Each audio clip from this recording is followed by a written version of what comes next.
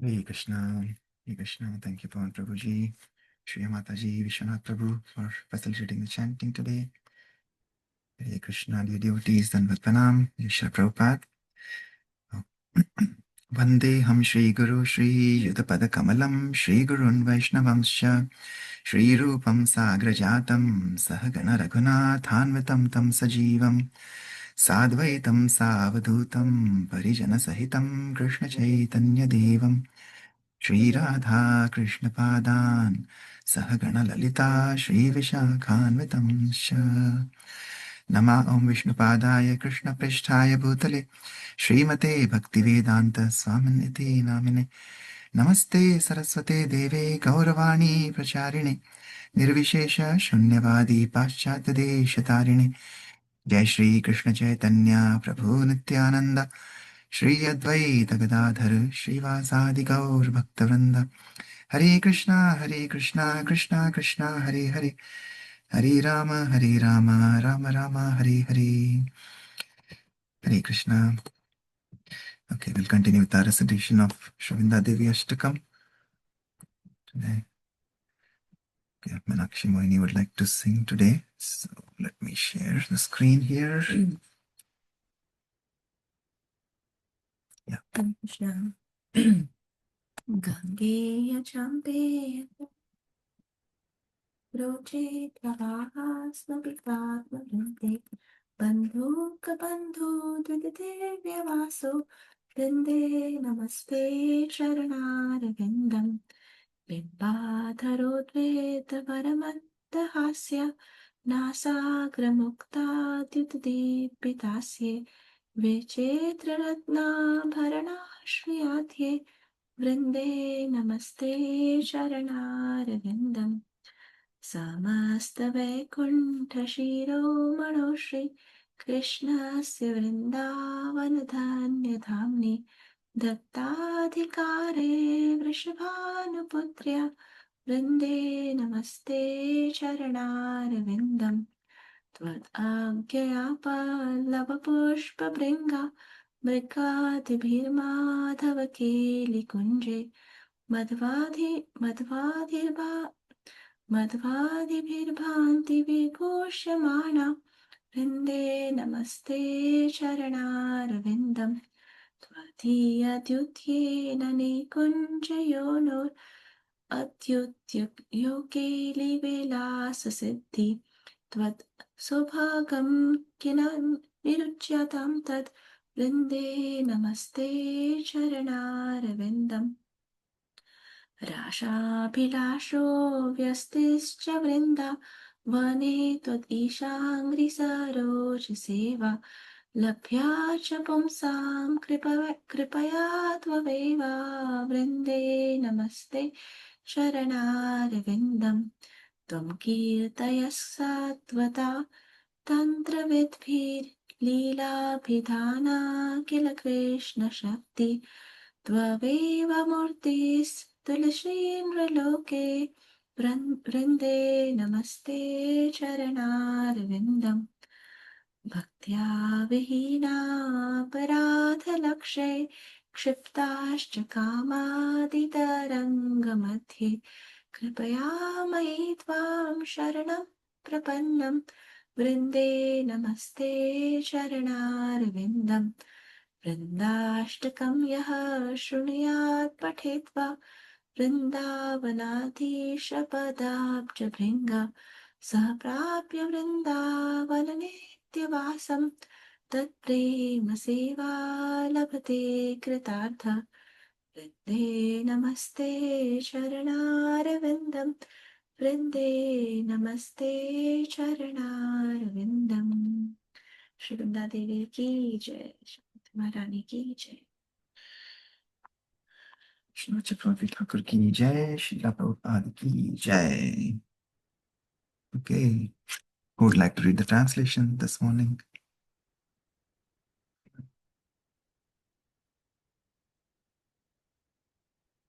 Okay, now then I will read it.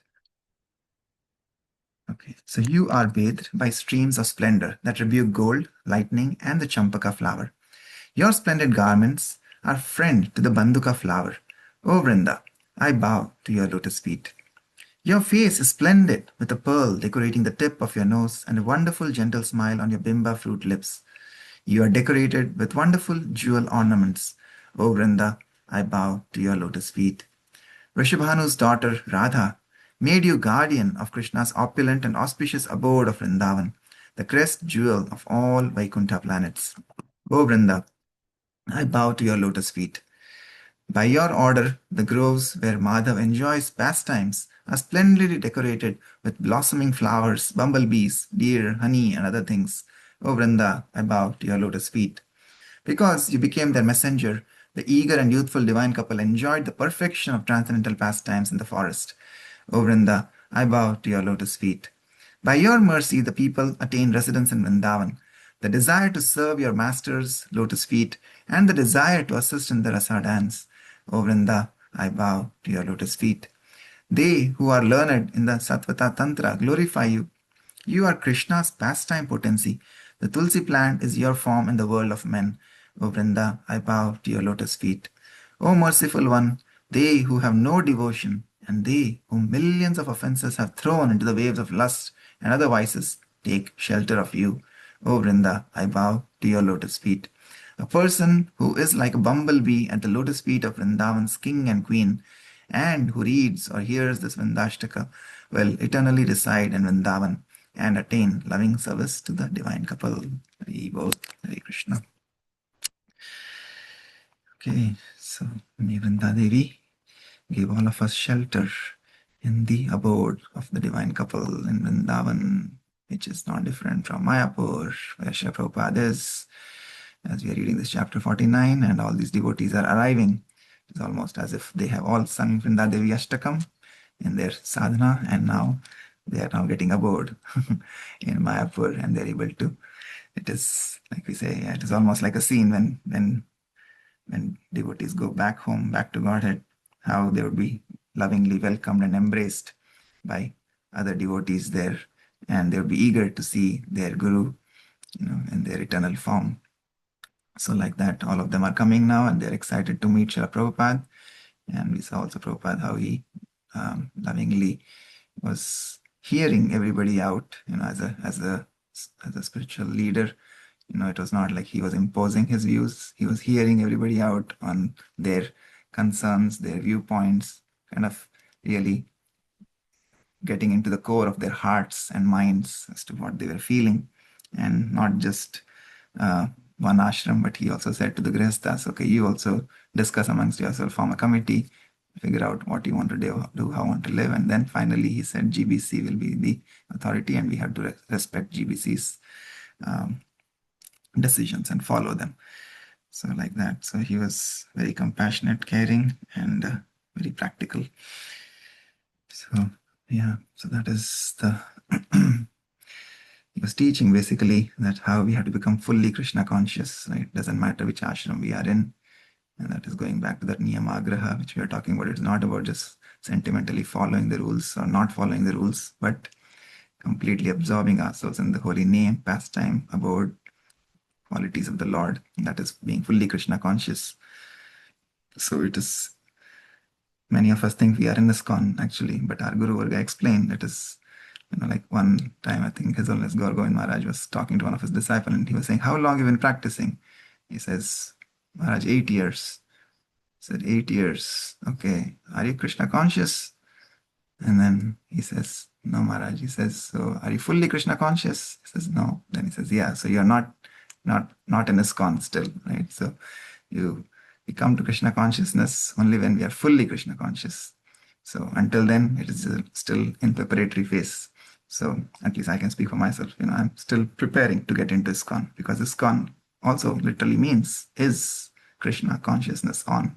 So is because on and off is only Boolean, right? You cannot be partially on, or you cannot be partially. You have to be fully on, or you are fully off.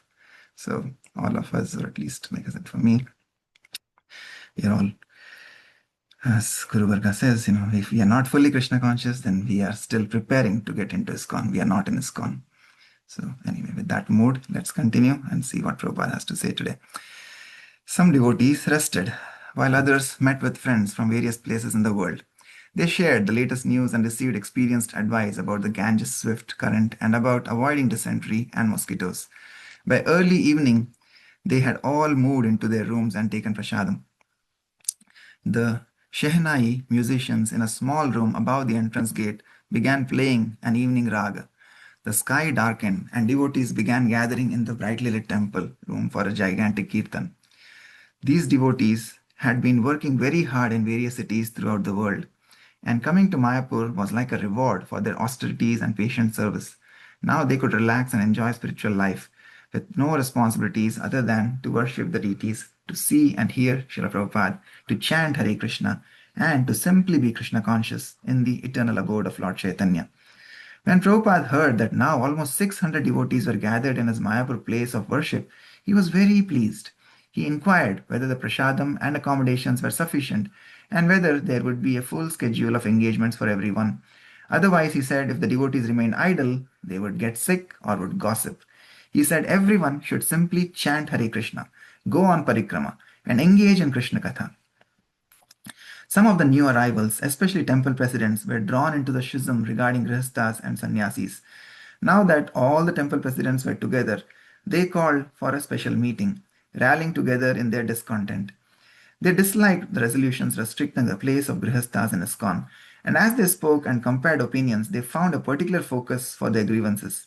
Most of the objections were coming from the North American temple presidents and were aimed at the Radha Damodar traveling Sankirtan party led by Tamal Krishna Goswami.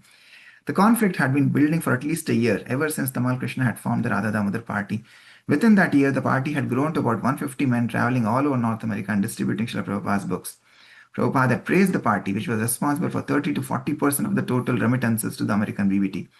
Men on the Radha Damodar party lived with spiritually advanced sannyasis. They developed traits of austerity and detachment and had an enthusiasm for remaining celibate without a need for marriage. The Radha Damodar party broke all records for book distribution and outdid all other zones and temples. An elite army of Sankirtan soldiers, they were the recognized world leaders of book distribution. More than 80 members of the party had arrived at the Mayapur festival, and they were given a special reserved section in the best building for their residence. But in their zealousness for renunciation and Sankirtan leadership, some of Radha Damodar brahmacharis had developed a condescending attitude toward temple life and householders. This materialistic conception had reached the point where some men were judging the worth of a devotee on the basis of whether he wore white cloth as a grihastha or saffron as a sannyasi or brahmachari. Anyone in white could not be spiritually advanced devotee. At least this was the misconception that the temple presidents felt had developed among some of the more immature members of the Radha Damodar party. The greatest grievance, however, was more practical than philosophical. The presidents claimed that the Radha Damodar party was stealing men from the temples. The temple presidents compared stories and cited numerous instances to prove that men had been lured from their services in the temples to join the Radha Damodar party. The philosophy that sannyasis were superior to grihasthas, the president said, was being used in an opportunistic way to convince men, the very best brahmacharis, to give up their posts in Prabhupada's temples and join the Radha Damodar group. This often caused serious difficulties. The temple presidents considered the preaching of the Radha Damodar party to be unbalanced and selfishly motivated. So acute had the disagreement grown that some temples had forbidden the Radha Damodar party to visit, and some had banned Radha Damodar sannyasis from lecturing to the devotees. The Radha Damodar men, however, saw these restrictions as further proof of the householders' small-mindedness and attachment. Srila Prabhupada bided his time on the volatile issue and went about his duties, receiving guests and supervising the management of the Mayapur temple and the festival. He was lecturing daily in the temple and satisfying everyone. To his servants and secretaries, however, he revealed that the schism was causing him anxiety, that the temple presidents were angry, disturbed him. One afternoon, he could not even take his nap because of worry. This is a very serious thing, he said to Harishari during the massage. This difference of sannyas and grihastha, everything will be spoiled. Harishari compared the present schism to the schism that had destroyed the Gaudiya Math. Another time, when sitting in his room, Prabhupada picked up a decorative bookmark a brahmacharini had made for him. Such nice service, he said. How can it be refused? I have never stopped them serving simply because they are women. Rameshwar came to Prabhupada's room and showed him some of the recent BBD publications. They discussed their business, turning at last to the sannyasi grihastha issue. As Rameshwar began to offer his opinion, Prabhupada asked that other available sannyasis and GBC men come in for the discussion. Rameshwar was championing the temple's cause, relating some of the financial and practical problems the temples were experiencing due to losing men to the Radha Damodar party. When men left, then book distribution declined in those temples. In the face of the heavy propaganda for joining the traveling bus parties, how could the loyal temple devotees remain satisfied collecting money, mostly for maintaining the temples, without being able to afford to distribute books? The temple devotees also wanted to have the ecstasy of book distribution, but that was becoming increasingly difficult due to the crippling tactics of the traveling bus parties. Rameshwara asked Srila Prabhupada to clarify the philosophical misconception that Grihasthas were not advanced enough to manage the brahmacharis. Prabhupada mentioned the sannyasi Chota Haridas, whom Lord Chaitanya had rejected for only slight association with a woman. Yet Lord Chaitanya had embraced a Grihastha, Shivananda Sen, on learning that Shivananda Sen's wife was pregnant. Prabhupada said that although Lord Chaitanya's relationship with the sannyasis was different than his relationship with the Grihasthas, both were transcendental. The Grihasthas were encouraged to perform family duties and raise Krishna conscious children. Addressing the sannyasis present, Prabhupada said that for them to be dwelling so much on the activities of the householders was inappropriate. It meant that the sannyasis were thinking about sex more than the householders were. If the sannyasis were thinking all day long about married life, they would become contaminated. Prabhupada then told a story to illustrate his point. Once two brahmanas were about to cross a river when a lady appeared, in need of assistance in crossing. So one of the brahmanas offered to carry her on his back. The other brahmana was shocked, but refrained from saying anything. After crossing the river, the lady thanked them very much and went her way. The two brahmanas continued walking, but for hours the other brahmana continued to talk about the incident. You let that woman climb on your back and touch your body? He said, and he continued talking. Finally, the other brahmana corrected him. I carried her on my back for 10 minutes, but you have been carrying her on your mind for 3 hours. The temple presidents selected Jayadvaita, a brahmachari, expert in the Krishna consciousness philosophy, to present their case before Srila Prabhupada. Some of the GBC members holding the same views also went, and since much of the opposition was against the Radha Damodar party, Tamal Krishna Goswami also came to defend his party. The many members of the Radha Damodar party who had come to Mayapur looking for spiritual bliss after a year of demanding Sankirtan service were hearing themselves criticized and wanted to retaliate. The jubilant spiritual atmosphere of the festival was threatened by a political rift. Jayadvaita explained to Prabhupada that the temple presidents felt the propaganda that Grihasthas were incompetent to lead brahmacharis was actually just a device. The real issue was men and money. By telling the temple brahmacharis not to work under Grihasthas, the Radha Damodar sannyasis were able to lure the men from their authorized services in the temples. Tamal Krishna Maharaj agreed that if such false ideas were circulating, then they should be stopped, but he maintained that his party was not actually perpetrating such a philosophy. Accusations passed back and forth before Srila Prabhupada, who then delivered his opinion. The standard should be not discrimination between Grihastha and Sannyasi. We should simply see according to the advancement in Krishna consciousness. Yei Krishna Tattvaveta, sei Guru Haya. This principle should be followed. By his advancement in Krishna consciousness, Phalena Parichiyate, judge by the results, not by the dress. We can see his position. By making party politics, everything will be finished. Regardless of social status, anyone who knows the science of Krishna consciousness is qualified to become a spiritual master. Chaitanya Charitamrita, Madhya Leela 8.128. Prabhupada said that a brahmachari generally assisted a sannyasi, and a sannyasi was a preacher. The grihastha is also the appropriate man to take care of the temple. If a brahmachari wanted to travel with a sannyasi, therefore that was all right. But if he has a responsibility, said Prabhupada, he must stay. The real point, he said, was that the devotees should all think of themselves as servants of the six Goswamis. The whole problem before them was caused by forgetting we are servant of Krishna. It is not that a particular service is especially for a grihastha or a sannyasi, Prabhupada continued. He must be Krishna Das. A servant's service is judged by the results. Why this party and that party? Yei Krishna Tattva Vetta, sei Guru Haya. Bhakti Vinoda was a grihastha. Bhakti Siddhanta was a sannyasi. Is one better than the other? No. So there should not be threatening. We are now worldwide organization. Prabhupada repeatedly quoted the verse, Kiba Vipra Kiba Nyasi, Shudra Kenenaya, Yei Krishna Tattaveta, Sei Guru Haya. thus dispelling the contention that ashrama determines the quality of a devotee. Whoever knows the science of Krishna, whoever is fully engaged in the service of Krishna, Prabhupada stressed, that person is a pure devotee. A sannyasi, Prabhupada said, could preach, but he could also manage. A grihastha could manage, but could also preach.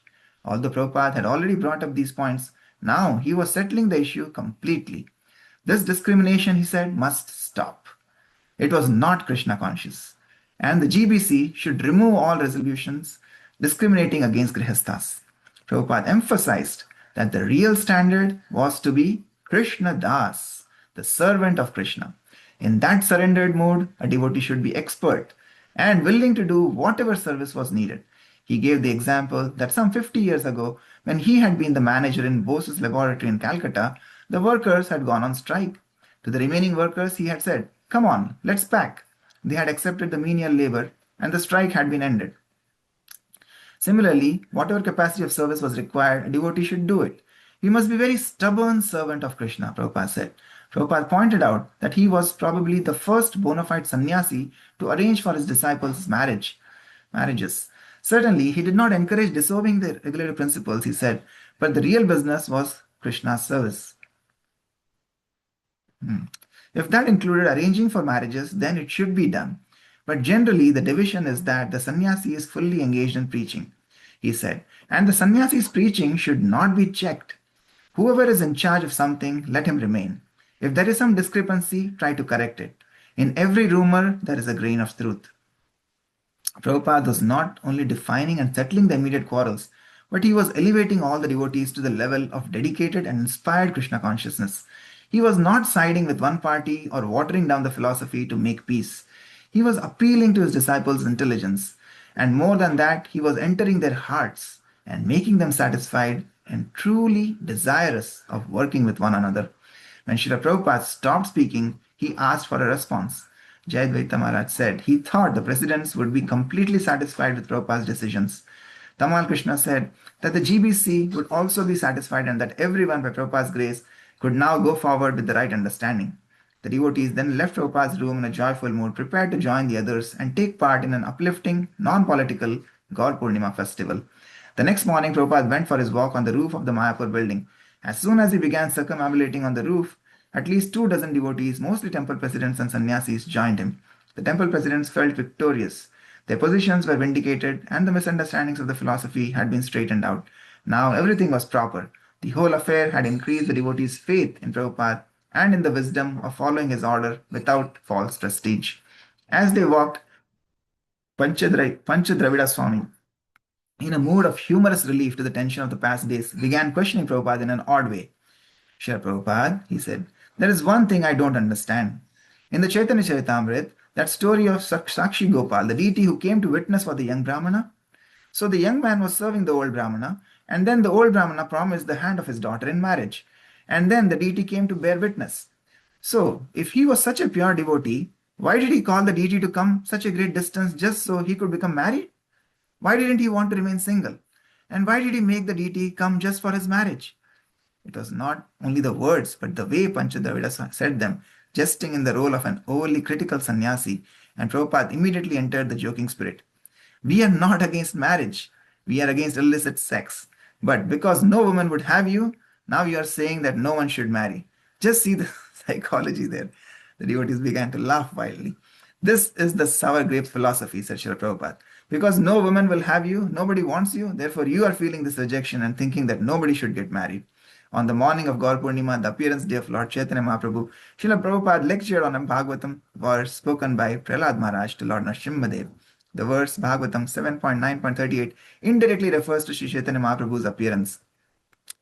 "In this way, my Lord, you have appeared in different incarnations as human beings, as animals, as a great saintly person, as demigods, and as a fish and a tortoise. In this way, you maintain the whole creation and different planetary systems and kill the demoniac principles in every age. My Lord, therefore, protect the principles of religion. In the age of Kali, you do not assert yourself as the Supreme Personality of Godhead. Therefore, you are known as Triyuga, or the Lord who appears in the three yugas." Seated comfortably on his Vyasasan, Srila Prabhupada looked out over his reading spectacles at the long hall full of seated disciples. Two devotees fanned him with big chamara whisks. The many glass chandeliers sparkled. At the opposite end of the hall stood the forms of Radha Madhav and Lord Chaitanya. So here is a very specific statement about Sri Chaitanya Mahaprabhu, said Prabhupada. He is Avatar. Chaitanya Mahaprabhu is the same Supreme Personality of Godhead, but he is Channa. Channa means covered, not directly, because he has appeared as a devotee. Srila Prabhupada explained why the Supreme Lord appeared in Kali Yuga as a devotee. When Lord Krishna appeared, he ordered everyone to surrender to me. But they took it. Who is this person asking like that? What right does he have? Why shall I give up? But God Himself, the Supreme Being, He must order. That is God. But we think otherwise. Who is this man? Why is he ordering? Why shall I give up? The whole process of Krishna consciousness is submission, surrender to Krishna. Srila Prabhupada explained. But the way to surrender to Krishna is to submit to his devotee, his representative. So Sri Chaitanya Mahaprabhu appeared in this way for giving mercy to the fallen souls who are so foolish they cannot take to Krishna consciousness. He is personally teaching them. That is this kirtana. Later that morning, Prabhupada came down to the temple room again, this time to perform initiations. 15 devotees were receiving Brahmanical initiation, 25 were receiving first initiation, and 7 men were receiving sannyas. Again, Srila Prabhupada quoted the verse that had become a theme for the festival. Kiba Vipra, Kiba Nasi, Shudra Kenenaya. Either he is a Grihastha or a sannyasi, it doesn't matter. He must become a guru. And how? Yei Krishna Tattva Veta. One who knows the principles of Krishna consciousness, one who understands Krishna, he can become a guru. Guru is the post given to the sannyasis and to the brahmanas. Without becoming a brahmana, nobody can become a sannyasi. And the sannyasi is supposed to be the guru of both all the ashramas and all the varnas. So for preaching work, we require so many sannyasis. People are suffering all over the world for want of Krishna consciousness. Srila Prabhupada cautioned the young men to live as very strict sannyasis. He also stressed that all his disciples should be training to become qualified as gurus. He quoted, Yare dekha tare kaha Krishna upadesh. Anywhere, either you are in the district Anywhere, either you are in this district or that district, it doesn't matter. Either you are at home or outside home, it doesn't matter. You become a guru, everyone. How shall I become guru? I have no qualification. Chaitanya Mahaprabhu said that you don't require any qualification. You simply require one qualification. That you repeat the instruction of Bhagavad Gita. That's all. Yare dekha, tare kaha, Krishna Upadesh. You become a guru. Don't adulterate Krishna Upadesh like a rascal or nonsense. Present that as it is, Bhagavad Gita. Then you can become a guru. You can become a guru in your family. You can become a guru in your society, your nation, wherever you are. And if it is possible, go outside and preach this mission of Bhagavad Gita. Therefore, our movement's name is Krishna Consciousness. Whatever Krishna says, you accept and preach. You become guru. Hare Krishna. Okay. Yes, so Prabhupada is very clearly defining who can become a guru. It's not the external appearance, bodily dress that tells, but it's really, that's why I say again, it's not the externals, but it's the internals.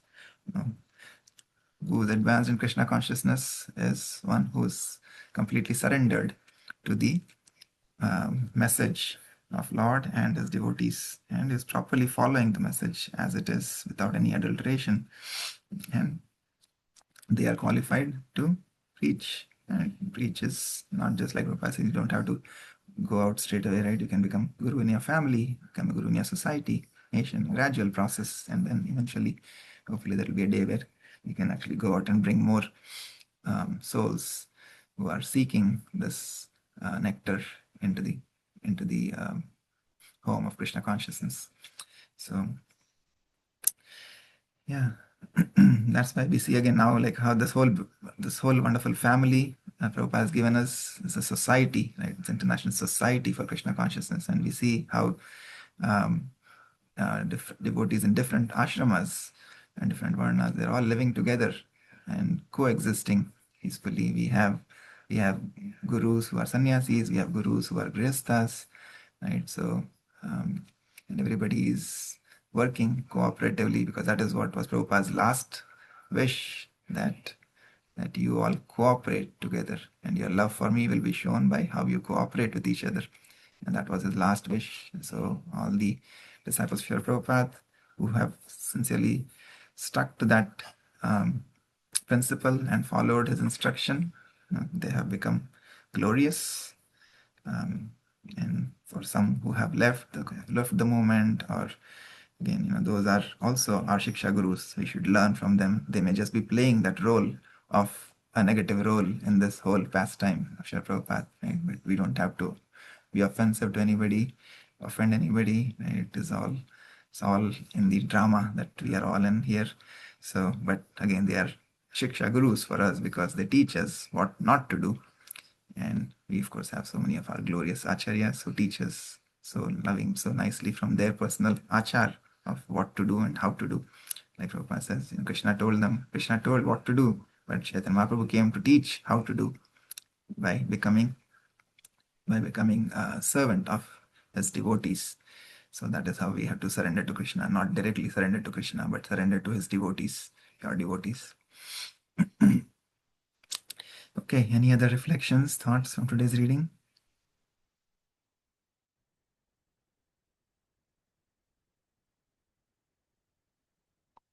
This pastime of Prahlad Maharaj and Nrsimhadev also reminded me when ISKCON had some court cases earlier on um, in America and some other countries where people were criticizing, because it said like Prahlad Maharaj saying my lord, and the court cases also the attorneys were saying, my lord, look at these people, they're worshipping somebody, they're worshipping a lion and calling him as God.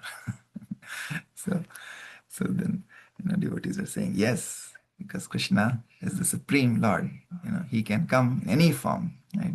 He can come in the form of fish to save the Vedas. He can come in the form of a little dwarf. He can come in the form of a boar to lift the planet, right? So Krishna can come in any form. But yeah, that reminded me of that. That in some court cases, they were objecting to devotees worshipping Nrsimhadev, a half man, half lion. So like that. But yeah, again, the consciousness is what matters. And so nice examples Prabhupada was giving about that, how Chaitanya Mahaprabhu's disciples were grihasthas, they were sannyasis, and he was dealing separately with them. But again, it was their consciousness of service and how they were surrendered to their guru and how they surrendered to the Lord through service. That is what is important. And that example of those two brahmanas, one carrying the woman on the back, he only carried for 10 minutes, but the other one is thinking for 3 hours. So that's what Prabhupada is saying. It's not just external, it is really the internal. Where your mind is your mind truly at the lotus feet of the Lord? Savaimana Krishna Padara Vendayo, like Ambrish Maharaj says. So we have to keep our mind at the lotus feet of the Lord when we do our japa, when we chant, when we are, whatever we are doing, like gopis, where they were churning milk, selling, butter, that fruit seller, whether she was selling fruits in the market, their mind was fully absorbed in Krishna in whatever activities they were doing. So again, it's a very elevated position to reach, but it is possible with practice, as Prabhupada says again and again. And if he says it, then it is true. So we just have to practice. Okay, Hari Bol. Anybody else would like to share anything? Anandini Mataji, Anandini Gopika Mataji, anything you would like to say?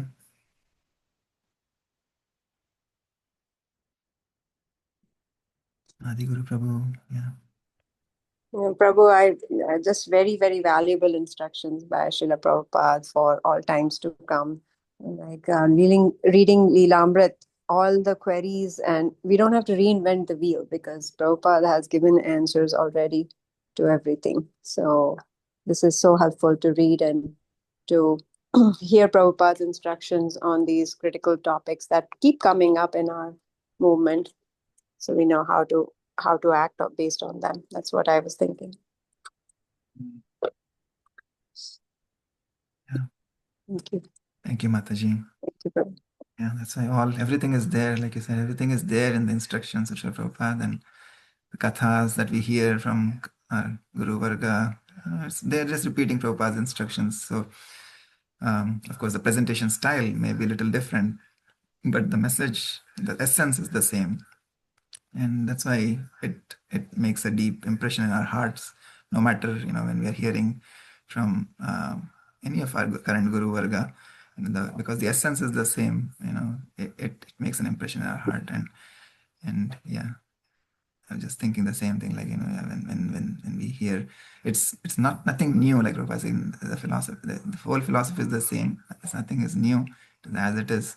But still, every time we hear some katha, some pastimes of the Lord, every time one thing in that lecture will make an impression in your heart, because it is pure message coming down in the parampara. But yeah, these practical challenges also gives us so much clarity of thought of how Prabhupada dealt with those situations. And yes, those will keep coming up because there will always be new devotees coming in, and all of us have a journey, our own journey. So when we hear these things, it helps us understand what is Prabhupada's mood, and hopefully absorb in that mode and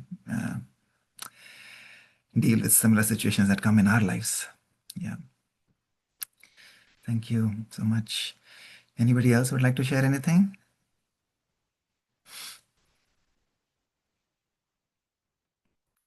All right. If nothing else, then we'll pause here for today. Vanchakalpatarubhyascha kripasindubhya eva cha patitanam pavanebhyo vaishnavebhyo namo namaha. Anantakoti Vaishnavrind ki jai, Jagadguru Srila Prabhupada ki jai, Srila Prabhupada Leelamrit ki jai. Last day of Kartik of Bhishma Panchak ki jai. Wisconsin Sancti ki jai. Thank you, Prabhuji. Jai Hare Prabhupada. Krishna, everyone. Hare Krishna, Have a Prabhu. great day. Hare Krishna Prabhuji. Hare Krishna. Hare Krishna, Prabhuji.